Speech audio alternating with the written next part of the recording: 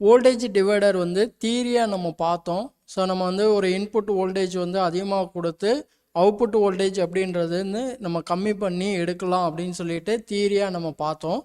அந்த விஷயத்தை ப்ராக்டிக்கலாக இப்போ என்ன பண்ண போகிறோம் அப்படின்னா செஞ்சு பார்க்க போகிறோம். ஸோ அதுக்கு நமக்கு வந்து ஒரு டிசி சோர்ஸ், அதாவது பவர் சப்ளை சோர்ஸ் எடுத்திருக்கோம்.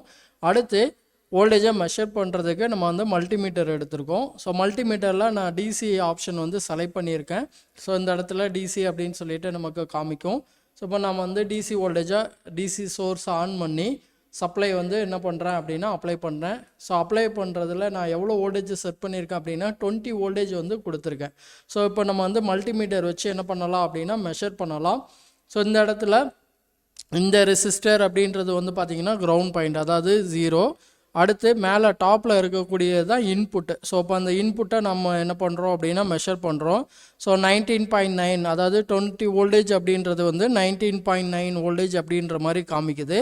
ஸோ நான் இப்போது வோல்டேஜ் டிவைடரோட அவுட்புட்டை செக் பண்ணுறேன். ஸோ செக் பண்ணும்போது 9.9 அப்படின்ற மாதிரி காமிக்குது. அரௌண்ட் வந்து நமக்கு வந்து 50% வந்து வோல்டேஜ் வந்து என்ன ஆயிருக்கு அப்படின்னா ரெடியூஸ் ஆகிருக்கு. ஸோ நான் வந்து யூஸ் பண்ணியிருக்கக்கூடிய ரெசிஸ்டர் வந்து பார்த்திங்கன்னா இதுவும் 10K, இதுவும் 10K. ஸோ அப்போ இங்கே நம்ம வந்து 20 வோல்டேஜ் அப்ளை பண்ணுறோம் இன்புட்டில். நமக்கு கிடைக்கக்கூடிய அவுட்புட் வோல்டேஜ் அப்படின்றது வந்து பார்த்திங்கன்னா 9.9 வோல்டேஜ். அப்போ 10 வோல்டேஜ் அந்த மாதிரி வந்து நமக்கு வந்து கிடைக்குது. ஸோ அப்போ இதுதான் வந்து பார்த்திங்கன்னா நம்ம என்ன சொல்கிறோம் அப்படின்னா வோல்டேஜ் டிவைடர் அப்படின்னு சொல்கிறோம்.